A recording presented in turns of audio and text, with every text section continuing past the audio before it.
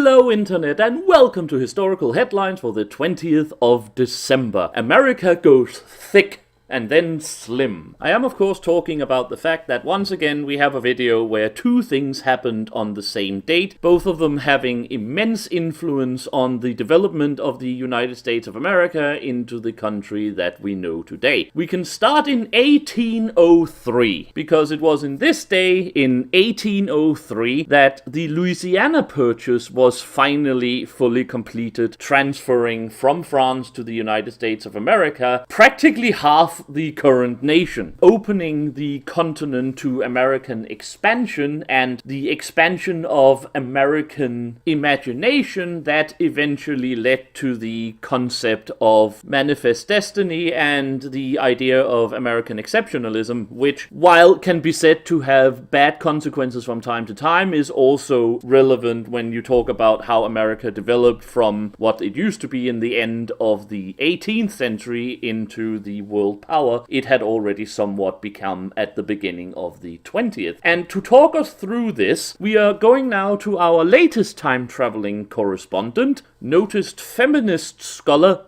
Babs Dahl, who we have sent to Paris in order to get an interview with the seller in this particular land deal, Emperor Napoleon Bonaparte. Welcome to, I don't even know, someplace full of patriarchal, oppressive, colonist, white slave owners. I'm shaking just thinking about it. Apparently some French males sold some land to some American male, as if that isn't just stealing it from right under the feet of the noble Native Americans who live there, and I am sure that women won't get anything to do either, but chattel slavery, and the whole thing is like rape, and I feel all the old white men are raping me by making me be here, and fine, if you must oppress me, here is Napoleon, some racist and sexist guy in a weird hat. Oppressor Napoleon, are you aware that you are simply a fucking white male? A colonist oppressing white male? Excusez-moi, I am definitely not white. I am quite sunburned, I will have you know. I thought we were here to talk about the land sale I have just completed with the United States of America. How dare you speak to an emperor this way? Excuse me? How dare you talk to me? I feel so insecure right now. Stop talking, you fucking white male. Stop fucking oppressing me with your talking. You will be quiet, woman. Do you know who I am? I am Napoleon Bonaparte. I am Emperor of the French. I have conquered half of Europe. If you will not shut up with your blathering, I will have you in irons and in a prison cell before you can utter the word ratatouille. Guards, stand ready to take her away. Shut up. Shut up. Why are you talking? You are a fucking man. You have had your say. Now listen to me. La la la, not hearing you. Wait. Get your hands off me. I'm being violated here. I'll report you all. Right, this is enough. Guards, arrest her. Place her in the deepest dungeon and let her not see the sun for 20 years. That could maybe have gone a little bit better, but rest assured that we managed to crank up the time machine and yank out Miss Dahl before the guards managed to get her into a prison cell, so you won't be missing this kind of incisive and hard-hitting investigative journalism in the future. However, this was of course not the only thing that happened today, as I promised you two things. Second thing was that it was also today, in 1860, that the US decided to slim down a little bit again, as in response to Abraham Lincoln's election as President of the United States, South Carolina decided to secede from the Union, opening the process that would lead to the Civil War and what came after that. And of course, where the Louisiana Purchase opened the North American continent to the nascent republic, which had otherwise been locked behind the Appalachian Mountains for most parts. The Civil War, of course, then redefined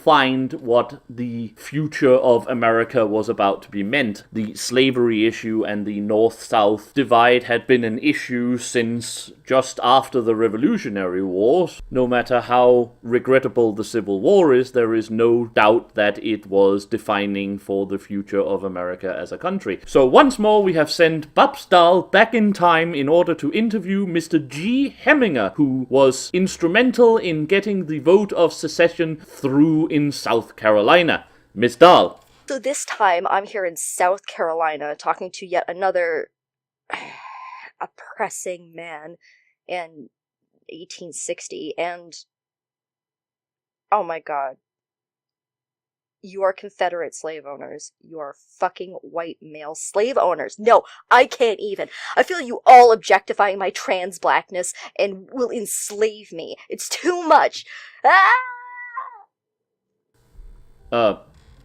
Miss Dahl seems to have been running away, but I promise you all that as soon as we manage to get her back, we will find something to use her for that will not be quite as triggering for her sensibilities. Now, the important thing about this, as I already said, is of course that these two events on the 20th of December was probably the two most important events during the 19th century for America. That, of course, does not mean that there was not a lot of other defining moments in the 19th century for America, but too many of those sprung from these two. The Louisiana Purchase, as I said, doubled the physical area of the country and allowed the opening of, well, the rest of the continent going over toward the Pacific Ocean, leading eventually to conflict with Mexico over the areas around California and Texas and so on, leading to the opening of the country, leading to the concept of manifest destiny, which led to the Indian policy, etc., etc., etc. The secession of South Carolina set the ball in motion that led to the Civil War, which again led to, well, the Civil War, which led to the freeing of slaves, which led to Reconstruction, which led to the Gilded Age, which led to, and so on, and so on, and so on. Overall, no two events in the 19th century defined the future of America like the Louisiana Purchase and the secession of South Carolina, with the possible exception of the beginning of the Spanish-American War, but we will get to that one day, I am certain. The Louisiana Purchase allowed America to expand from, well, the original 13 colonies, hemmed in by both geological features such as mountains, rivers, and the sea, as well as other powers that were impugning their expansion, and so gave rise to the potential of American greatness that would later come about. Now, ever since, as I said, the beginning of the Republic, the divide between the North and the South, especially over slavery, had been an issue. In fact, there had been several compromises made even in the original Constitution, simply because the South were holding on to some of their traditions and the North were holding on to some of those, and these things had basically come to a head several times. There was the Compromise of 1820, there was the Missouri Compromise, there was the almost Civil War, pre-Civil War if you want to call it that, and Bleeding Kansas and so on. Eventually something would have to give if America was going to survive as a single dominant nation, and of course that all came to a head in the Civil War, which began, not in practice of course, but in principle on this day when South Carolina seceded in 1860. So yes, today's historical headlines: Americans get thick and then slims down again. Doctors hate her.